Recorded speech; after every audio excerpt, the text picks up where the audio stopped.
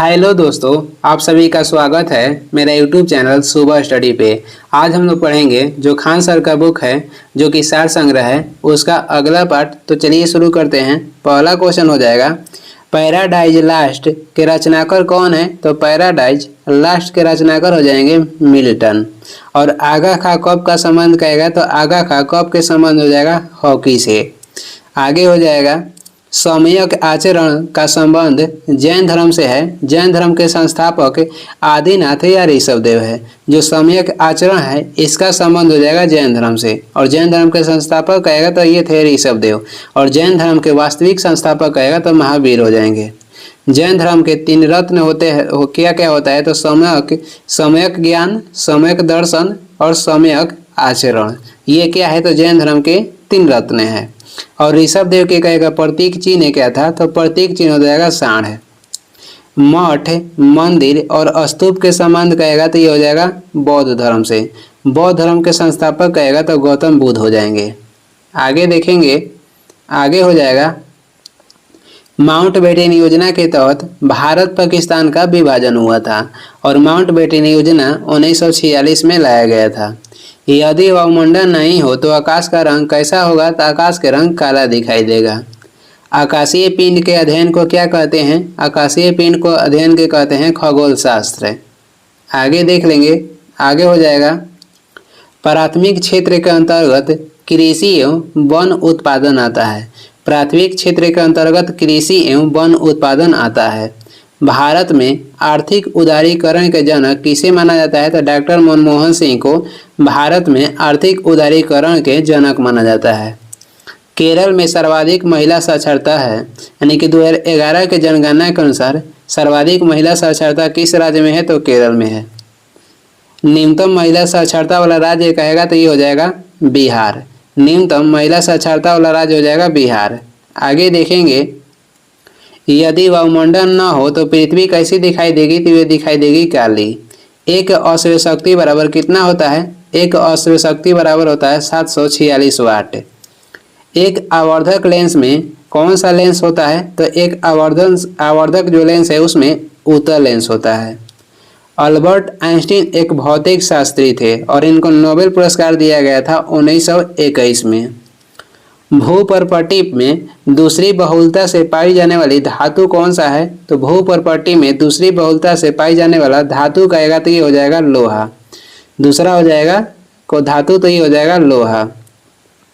भारत के आइंस्टीन कहेगा किसे कहा जाता है तो भारत के आइंस्टीन कहा जाता है नागार्जुन को। किसको तो नागार्जुन को भारत के आइंस्टीन कहा जाता है।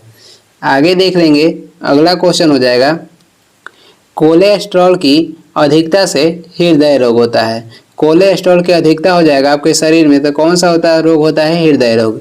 और ट्रेडमिल टेस्ट के संबंध किससे है तो ये हो जाएगा हृदय से। कार्बोहाइड्रेट से एथलीट को जल्दी ऊर्जा प्राप्त होती है। कार्बोहाइड्रेट में कार्बन, हाइड्रोजन और ऑक्सीजन मिलकर कार्बोहाइड्रेट बनता है। मानव शरीर में हीमोग्लोबिन ऑक्सीजन के लाने और ले जाने का कार्य करता है। मानव शरीर में हीमोग्लोबिन के कार्य कहेगा तो ऑक्सीजन के परिवहन करना है। और हीमोग्लोबिन में लोहा धातु पाई जाती है। एलिसा जांच एड्स रोग की जानकारी के लिए किया जाता है। एड्स HIV वायरस से होने वाला घातक रोग है। आगे देख लेंगे, आगे हो जाएगा, एक कॉम्पैक्ट डिस्क प्रकाशिक डाटा की भंडारण पद्धति है। एक कॉम्पैक्ट डिस्क क्या है तो ये प्रकाशिक डाटा की भंडारण पद्धति है। वर्ल्ड वाइड वेब अवधारणा माइक्रोसॉफ्ट के द्वारा विकसित की गई थी। और वर्ल्ड वाइड वेब की स्थापना कब हुआ था 1989 में। IT का विस्तृत रूप क्या है तो इंफॉर्मेशन टेक्नोलॉजी। IT के फुल फॉर्म हो जाएगा इंफॉर्मेशन टेक्नोलॉजी। हार्डवेयर कंप्यूटर का भौतिक अंग है।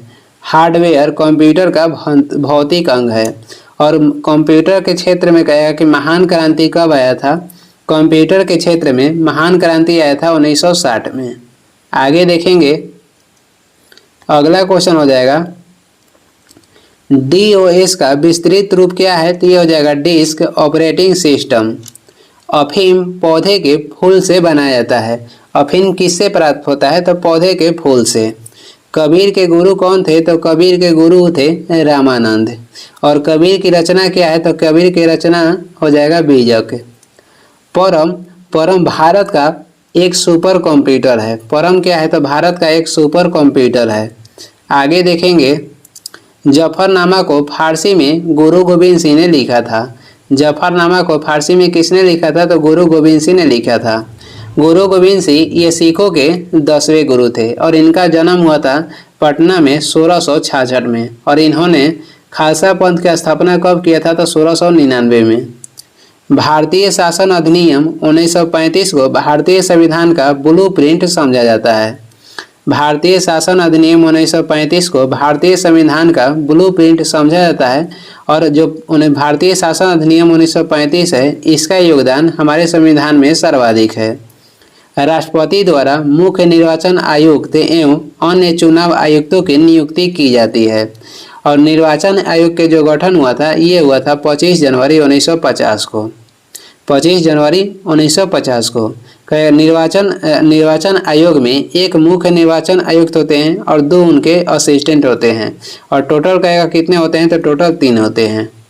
आगे देखेंगे, मुख्य चुनाव आयुक्त को महाभियोग जैसी प्रक्रिया से हटाया जा सकता है और राष्ट्रपति को भी महाभियोग लगाकर हटाया जा सकता है। और राष्ट्रपति पे महाभियोग लगता है अनुच्छेद 61 के तहत, और ये लिया गया है अमेरिका के संविधान से।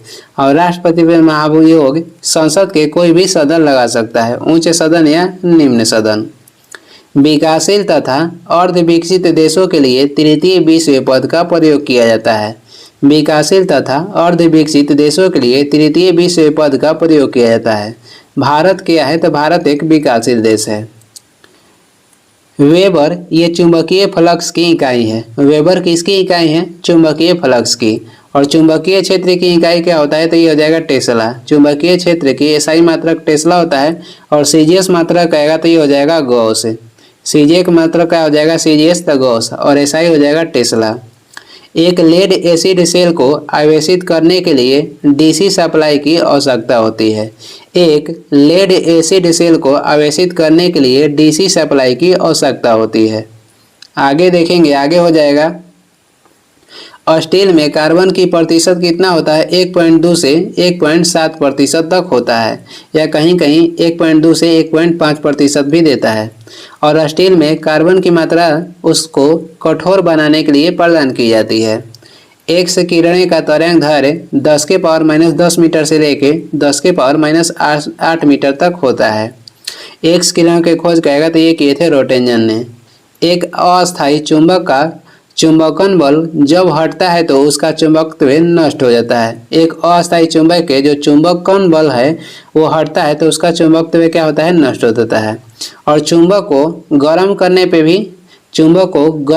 भी इसका जो चुंबकत्व है ये खत्म हो जाता है। और अस्थायी चुंबक किसका बना होता है? नरम लोहा के। और अस्थायी चुंबक बना होता है इस्पात के। शीतलक का प्रयोग उपकरणों एवं मशीन को ठंडा रखने के लिए किया जाता है। शीतलक का प्रयोग उपकरणों एवं मशीन को ठंडा रखने के लिए किया जाता है। 1 कूलम्ब बराबर कितने इलेक्ट्रॉन के बराबर होता है? तो 1 कूलम्ब बराबर 1.6 × 10⁻19 इलेक्ट्रॉन के बराबर होता है। 1 मेगावाट 10 लाख वाट के बराबर होता है। आगे देखेंगे, आगे हो जाएगा, डाटाबेस रिकॉर्डों का कलेक्शन होता है। डाटाबेस क्या होता है? तो ये रिकॉर्डों का कलेक्शन होता है। कंप्यूटर पेरिफेरल एक इनपुट एवं आउटपुट डिवाइसेज है। कंप्यूटर पेरिफेरल क्या है? तो एक इनपुट एवं आउटपुट डिवाइसेज है। गोलकुंडा पर कुतुबशाही वंश का शासन था। गोलकुंडा पर किसका शासन था? तो कुतुबशाही वंश का। शिवाजी के पिता के नाम क्या था? तो शिवाजी के पिता के नाम हो जाएगा शाहजी भोसले। और ये शिवाजी के उत्तराधिकारी कौन थे? तो शिवाजी के उत्तराधिकारी संभाजी थे। और इनके पिताजी के नाम हो जाएगा शाहजी भोसले। शिवाजी का जन्म हुआ था कहाँ पे? तो सिवनेर में 1627 में। और शिवाजी ने अपनी राजधानी कहाँ बनाई थी? तो रायगढ़ में। रायगढ़ में कब? तो 1674 में। आगे देखेंगे, भारत की स्वतंत्रता के समय क्लाइमेट एटली इंग्लैंड के प्रधानमंत्री थे। और उस समय वहाँ किसकी सरकार थी? तो लेबर पार्टी की सरकार थी। आगे देख लेंगे, अगला क्वेश्चन हो जाएगा ग्रेट बैरियर रीफ कहाँ स्थित है? तो ये प्रशांत महासागर में स्थित है। कहाँ पे? तो ऑस्ट्रेलिया में। और यहाँ पे सर्वाधिक भूकंप आता है। सूर्य में हाइड्रोजन सर्वाधिक मात्रा में पाया जाता है। और ब्रह्मांड में कहेगा कौन सा तत्व सर्वाधिक मात्रा में पाया जाता है? तो ये हाइड्रोजन हो जाएगा। और वायुमंडल में सर्वाधिक मात्रा में पाया जाने वाला तत्व हो जाएगा नाइट्रोजन। पृथ्वी का कोर पिछले द्रव्यमान के रूप में है। पृथ्वी के जो कोर है ये यहाँ पिघले होगा, पिछले नहीं होगा, पिघले द्रव्यमान के रूप में है। वायुमंडल के 72 परत को क्या कहते हैं? तो एक्सोस्फीयर कहते हैं। वायुमंडल के 72 परत को एक्सोस्फीयर कहते हैं। आगे देख लेंगे, डीएनए फिंगरप्रिंट से एक बच्चे के पिता का निर्धारण होता है। डीएनए प्रोटीन संश्लेषण को नियंत्रित करता है। डीएनए क्या करता है? तो ये प्रोटीन संश्लेषण को नियंत्रित करता है। मुजफ्फराबाद पाक अधिकृत कश्मीर की राजधानी है। आगे देखेंगे, वैश्विक स्तर पर ग्रेगोरियन कैलेंडर को अपनाया गया है। वैश्विक स्तर पर कौन सा कैलेंडर को अपनाया गया है? तो ग्रेगोरियन कैलेंडर को अपनाया गया है। ईसवी सन से शक संवत 78 वर्ष पीछे है। ईसवी सन से शक संवत कितना पीछे है? तो 78 वर्ष। शक संवत की शुरुआत किसने किया था? तो कनिष्क ने किया था। Central food technology research institute कहाँ पे है? तो ये स्थित है मैसूर कर्नाटक में। 17 मई को विश्व दूरसंचार दिवस मनाया जाता है। विश्व दूरसंचार दिवस 17 मई को मनाया जाता है। आंधी के आगमन से पूर्व बैरोमीटर में पारा का स्तर क्या होता है? तो ये सामान्य से नीचे होगा, सामान्य से नीचे होगा। गोल्फ का जो खेल है ये कोर्स घास स्थली में खेला जाता है। गोल्फ का खेल जो कहाँ खेला जाता है? तो कोर्स के घास स्थली में खेला जाता है। अंतर्राष्ट्रीय हॉकी मैच की अवधि कितना है? तो 60 मिनट है। आगे देखेंगे, आगे हो जाएगा, इक्तादारी प्रथा की शुरुआत इल्तुतमिश ने की थी और इल्तुतमिश को दिल्ली सल्तनत का वास्तविक संस्थापक माना जाता है। और केवल कहेगा दिल्ली सल्तनत के संस्थापक कौन थे? तो ये थे कुतुबुद्दीन ऐबक। और वास्तविक संस्थापक कहेगा तो इल्तुतमिश हो जाएंगे। इल्तुतमिश ने चालीसा दल के स्थापना किया था जिसे समाप्त किया था बलबन ने। पिंगली वेंकैया ने भारतीय राष्ट्रीय ध्वज का डिजाइन तैयार किया था। पिंगली वेंकैया भारतीय राष्ट्रीय ध्वज को डिजाइन क्या किया था? तैयार किया था। संविधान सभा द्वारा राष्ट्रीय ध्वज को कब अपनाया गया था? तो 22 जुलाई 1947 को संविधान सभा द्वारा राष्ट्रीय ध्वज को अपनाया गया था।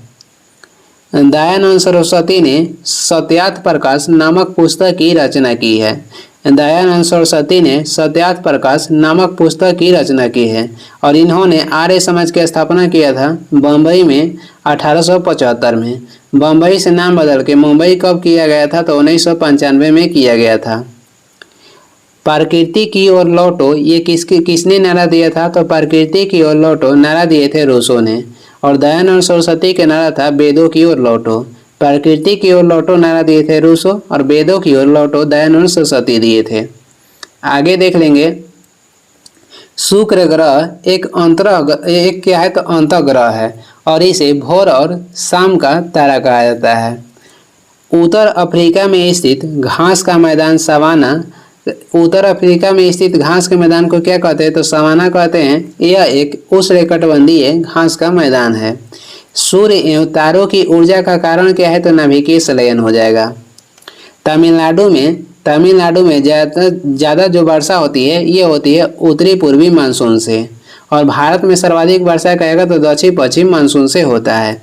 तमिलनाडु में जो ज़्यादातर वर्षा होती है ये होती है उत्तरी पूर्वी मानसून या लौटती हुई मानसून से।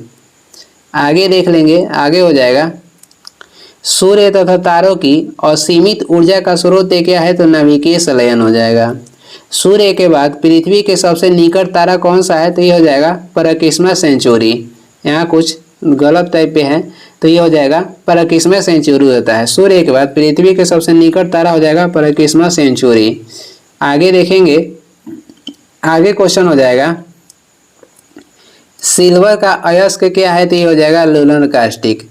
सिल्वर का अयस्क लूनर कास्टिक हो जाएगा। और एक क्वेश्चन आता है कि क्विक सिल्वर किसे कहते हैं? तो क्विक सिल्वर कहा जाता है पारा को। गोल्जी काय का प्रमुख कार्य क्या है? तो ये हो जाएगा स्त्रावी। गोल्जी कार्य का प्रमुख कार्य हो जाएगा स्त्राव करना। मानव नेत्र की रेटिना में कौन सीलिज पिंड पर अधिक होता है? मानव नेत्र की रेटिना में कौन सीलिज पिंड पर अधिक होता है?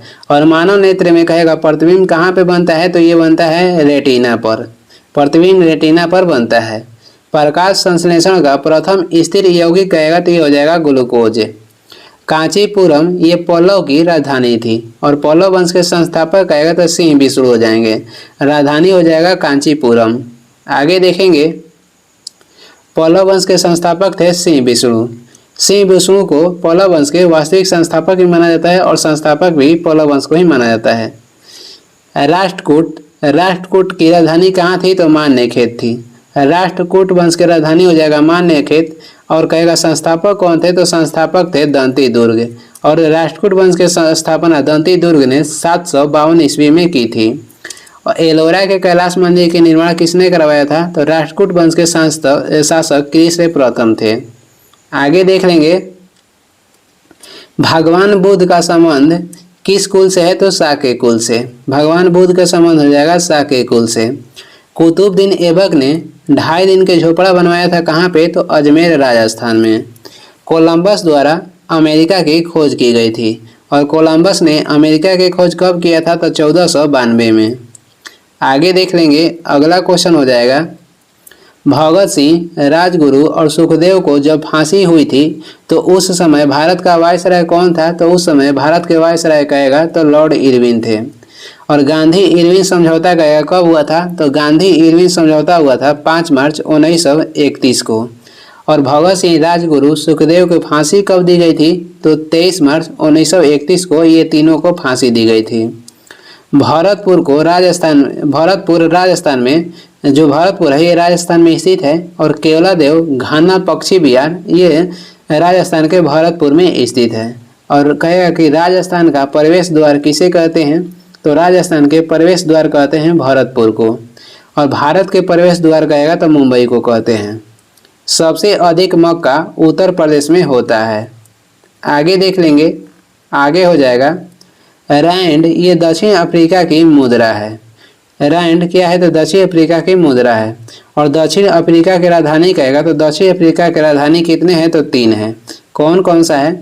दक्षिण अफ्रीका के प्रशासनिक राजधानी हो जाएगा प्रिटोरिया। और विधायिक राजधानी कहेगा तो ये हो जाएगा केप टाउन। और न्यायिक राजधानी हो जाएगा ब्लोमफोंटेन। अब से देखते हैं, दक्षिण अफ्रीका के राजधानी कहेगा तो 3 हो जाएगा। और दक्षिण अफ्रीका के काला महाद्वीप भी कहते हैं। इसकी प्रशासनिक राजधानी हो जाएगा प्रिटोरिया। और विधायिक राजधानी हो जाएगा केप टाउन। और न्यायिक राजधानी हो जाएगा ब्लोमफोंटेन। डुरंड रेखा पाकिस्तान तथा अफगानिस्तान के मध्य सीमा निर्धारित करता है। और इसका निर्धारण कब हुआ था? तो 1896 में। आगे हो जाएगा, राज्य के नीति निर्देशक सिद्धांत आयरलैंड के संविधान से लिया गया है। और भारत के राष्ट्रपति के चुनाव की प्रक्रिया है ये भी आयरलैंड के संविधान से लिया गया है। उद्देशिका में संविधान के अंगीकरण की तिथि 26 नवंबर 1949 है। यानी कि संविधान को अंगीकृत कब किया गया था? तो 26 नवंबर 1949 को संविधान को अंगीकृत किया गया था और लागू किया गया था 26 जनवरी 1950 को। रेक्टिफायर जो यंत्र है ये एसी को डीसी में बदलता है। और इन्वर्टर इसके उल्टा करता है, ये डीसी को एसी में बदलता है। बर्नौली का सिद्धांत ये ऊर्जा के संरक्षण के नियम को बतलाता है। बर्नौली के सिद्धांत किसके नियम को बतलाता है? तो ऊर्जा के संरक्षण के नियम को। विटामिन B12 का रासायनिक नाम कहेगा तो साइनोकोबालामिन हो जाएगा। आगे देखेंगे, अगला क्वेश्चन हो जाएगा, विटामिन B12 का स्रोत कहेगा तो ये हो जाएगा मांस, कलेजी और दूध है। उसकी कमी से अरक्ता की बीमारी होती है। विटामिन B12 की कमी से अरक्ता की बीमारी होती है। विक्रमादित्य के दरबारी कवि कौन थे? तो कालिदास थे। विक्रमादित्य के दरबारी जो कवि थे ये हो जाएंगे कालिदास। और कालिदास, धन्वंतरी, आर्यभट्ट ये सभी किसके दरबारी कवि थे? तो विक्रमादित्य के दरबार में रहते थे। विक्रमादित्य के दरबार में नवरत्न थे और जिसमें से प्रसिद्ध थे कालिदास, धन्वंतरी और आर्यभट्ट। आगे देखेंगे, आगे हो जाएगा। बिहार का पुराना नाम क्या था? तो ये था बौद्ध बिहार। सिकंदर की सेना ने ब्यास नदी के आगे जाने से मना कर दिया था, यानी कि ब्यास नदी को पार करने से इनकार कर दिया था। और सिकंदर और पोरस के बीच युद्ध किस नदी पे हुआ था? तो झेलम नदी पे। मौर्य काल में कोषाध्यक्ष को क्या कहा जाता था? तो मौर्य काल में कोषाध्यक्ष को सन्निधाता कहा जाता था। कोहिनूर हीरा को नादिर शाह ने लूट कर ले गया था। कोहिनूर हीरा को किसने लूटा था? नादिर शाह। नादिर शाह भारत में आक्रमण किया था 1739 ईस्वी में, और उस समय शासनकाल था मुहम्मद शाह का। गुरु नानक का जन्म कब हुआ था? तो 1469 ईस्वी में हुआ था। कहाँ पे? तो तलवंडी पेशावर पाकिस्तान में। और इनका मृत्यु हुआ था 1539 में करतारपुर पाकिस्तान में। और ये सिख धर्म के प्रथम गुरु थे या सिख धर्म के संस्थापक भी थे। मोहम्मद बिन तुगलक 1325 ईस्वी में दिल्ली की गद्दी पर बैठा था और इसको पागल बादशाह की संज्ञा दी गई थी। इसी के शासनकाल में इब्न तुता मोरक्को निवासी भारत आया था। कब? तो 1333 में। और इसकी इब्न तुता की प्रसिद्ध पुस्तक आएगा तो ये हो जाएगा रेहला। मोहम्मद बिन तुगलक ने सांकेतिक मुद्रा की शुरुआत की थी। बक्सर का युद्ध कब हुआ था? तो ये हुआ था 22 अक्टूबर 1764 में। और इसमें अंग्रेजों का नेतृत्व किसने किया था? तो हेक्टर मुनरो ने। बक्सर का युद्ध अंग्रेजों तथा मीर कासिम अवध के नवाब सिराजुद्दौला और मुगल बादशाह शाह आलम द्वितीय के संयुक्त सेनाओं के बीच हुआ था। बक्सर के जो युद्ध हुआ था 22 अक्टूबर 1764 में, एक तरफ से अंग्रेज थे और एक तरफ से थे मीर कासिम अवध के नवाब सिराजुद्दौला और मुगल बादशाह शाह आलम द्वितीय। और इसमें अंग्रेजों के नेतृत्व किए थे हेक्टर मुनरो ने। आगे देखेंगे, आगे हो जाएगा। डॉक्टर राजेंद्र प्रसाद संविधान सभा के प्रथम अस्थायी अध्यक्ष थे। डॉक्टर राजेंद्र प्रसाद को संविधान सभा द्वारा प्रथम अस्थायी अध्यक्ष चुना गया था 11 दिसंबर 1946 को। और प्रथम कहेगा संविधान सभा के अस्थायी अध्यक्ष कौन थे? तो सचिंदर सिन्हा थे और इनको चुना गया था 9 दिसंबर 1946 को। वही 11 दिसंबर 1946 ईस्वी को गठित संविधान सभा का अस्थायी अध्यक्ष डॉक्टर राजेंद्र प्रसाद को नियुक्त किया गया था। और 2 दिन पहले अस्थायी सचिंदर सिन्हा को अध्यक्ष बनाया गया था। आगे देख लेंगे। अफ्रीका महादेश को अंध महादेश भी कहा जाता है या काला महादेश भी कहते हैं। आगे हो जाएगा। सोमेश्वर की पहाड़ी में बूढ़ी गंडक का उद्गम स्थल है। सोमेश्वर की पहाड़ी से बूढ़ी गंडक नदी जो है निकलती है और सोमेश्वर के पहाड़ी स्थित है पश्चिमी चंपारण बिहार में। डोडा बेटा ये नीलगिरी की सबसे ऊंची चोटी है जिसकी ऊंचाई कहेगा तो 2637 मीटर हो जाएगा। और नीलगिरी पर्वत पे ही पूर्वी घाटी और पश्चिमी घाटी के मिलन होता है। उपाधियों का अंत ये अनुच्छेद 18 के तहत दिया गया है। आगे देखेंगे, आगे हो जाएगा। भाप इंजन के आविष्कार किसने किया था? तो ये किए थे जेम्स वाट ने। विटामिन बी की कमी से बेरी रोग होता है और विटामिन B1 के रासायनिक नाम कहेगा तो थायमीन हो जाएगा। बुचेरिया द्वारा फाइलेरिया होता है। फाइलेरिया किसके द्वारा होता है? तो बुचेरिया कृमि द्वारा। मार्टिन लूथर किंग ये प्रोटेस्टेंट आंदोलन के संस्थापक थे, यानी कि प्रोटेस्टेंट धर्म के क्या थे? तो संस्थापक थे। आगे देख लेंगे, आगे हो जाएगा। प्रथम ज्ञानपीठ पुरस्कार विजेता कौन थे? तो जी शंकर कुरूप थे। हॉकी भारत का राष्ट्रीय खेल है। हॉकी क्या है? तो भारत का राष्ट्रीय खेल है। और जो ज्ञानपीठ पुरस्कार है ये साहित्य के क्षेत्र में दिया जाता है और इसकी शुरुआत 1965 में हुआ था। वासव दत्ता ये सुबंधु की रचना है। वासव दत्ता किसकी रचना है? तो सुबंधु की है। आगे देखेंगे, आगे हो जाएगा। इराटोस्थेनीज द्वारा सर्वप्रथम पृथ्वी की त्रिज्या मापी गई थी। इराटोस्थेनीज द्वारा सर्वप्रथम पृथ्वी की त्रिज्या की माप की गई थी। कांचीपुरम ये पल्लव वंश की राजधानी थी और पल्लव वंश के संस्थापक हो जाएंगे सिंह विष्णु। शाह आलम द्वितीय के बाद अकबर द्वितीय मुगल सम्राट बना था। शाह आलम द्वितीय के बाद कौन मुगल सम्राट बना था? तो अकबर द्वितीय। और कहेगा कि अंतिम मुगल सम्राट कौन था? तो बहादुर शाह जफर द्वितीय थे। अलाउद्दीन खिलजी का दरबारी कवि कौन थे? तो अलाउद्दीन खिलजी के दरबारी कवि अमीर खुसरो थे और ये बलबन के दरबारी कवि भी थे। बलबन और अमीर खुसरो ये दोनों के दरबारी कवि थे। खुसरो प्रसिद्ध सूफी संत शेख निजामुद्दीन औलिया के शिष्य थे। अमीर खुसरो कहेगा किसके शिष्य थे, तो प्रसिद्ध सूफी संत शेख निजामुद्दीन औलिया के ये शिष्य थे। खुसरो बलबन से लेकर मोहम्मद बिन तुगलक के दरबार में रहे थे। अमीर खुसरो कह रहा है कि बलबन से लेकर मोहम्मद बिन तुगलक के दरबार में रहे थे। अमीर खुसरो को तूतीय हिंद के नाम से जाना जाता है। सितार एवं तबला के आविष्कार के श्रेय अमीर खुसरो को ही जाता है। आगे देखेंगे, रानी लक्ष्मीबाई अपने अंतिम युद्ध में हुरोज के साथ लड़ते हुए वीरगति को प्राप्त हुई थी। रानी जो लक्ष्मीबाई थी अपने अंतिम युद्ध में हुरोज के साथ लड़ते हुए वीरगति को प्राप्त हुई थी। रानी लक्ष्मीबाई के विद्रोह का केंद्र झांसी ग्वालियर था और इनका समाधि स्थल भी ग्वालियर में स्थित है। इनके विद्रोह को 3 अप्रैल 1858 ईस्वी को दबाया गया। 1611 ईस्वी में अंग्रेजों ने भारत में अपनी पहली फैक्ट्री मछलीपट्टनम में स्थापित किया था। 1611 ईस्वी में अंग्रेजों ने भारत में अपनी पहली फैक्ट्री मछलीपट्टनम में स्थापित किया था। आगे हो जाएगा, विश्व में चावल उत्पादन में भारत का दूसरा स्थान है, पहला स्थान कहेगा तो चीन के हो जाएगा। राकस ताल झील कहाँ स्थित है, तो ये स्थित है उत्तराखंड में। सऊदी अरब तेल के सबसे बड़ा निर्यातक देश है। बीबी गिरी भारत के चौथे राष्ट्रपति थे और ये प्रथम कार्यवाहक भी राष्ट्रपति थे। प्रथम कार्यवाहक राष्ट्रपति कहेगा तो बीबी गिरी हो जाएंगे और ये क्रम से चौथे थे। और कहेगा प्रथम कार्यवाहक प्रधानमंत्री कौन थे, तो ये हो जाएंगे गुलजारी लाल नंदा। आगे देख लेंगे, संविधान में पहली बार संशोधन कब हुआ था, तो संविधान में पहली बार संशोधन हुआ था 1951 में और इसके तहत 9वीं अनुसूची को जोड़ा गया था। दाब का मात्रक क्या होता है, तो दाब के मात्रक हो जाएगा पास्कल। पानी में हवा का बुलबुला ये अवतल लेंस की भांति के कार्य करता है। पानी में जो हवा के बुलबुला है ये अवतल लेंस के भांति कार्य करता है और कहेगा कि दिखाई किसके भांति देता है, तो ये दिखाई देता है उत्तल लेंस के भांति। कैथोड किरणें अदृश्य होती है और ये सीधे रेखाओं में चलती है। जो कैथोड किरण है ये पहले तो ऋणात्मक होता है और ये अदृश्य होता है और ये क्या होता है, तो ये सीधे रेखा में चलता है। आगे देख लेंगे, आगे हो जाएगा, रेशेदार कांच का प्रयोग बुलेट प्रूफ जैकेट बनाने में होता है। सूक्ष्मदर्शी बनाने में प्रकाशीय कांच का प्रयोग होता है। सूक्ष्मदर्शी के आविष्कार किसने किया था, तो ये किए थे जेड जॉनसन ने।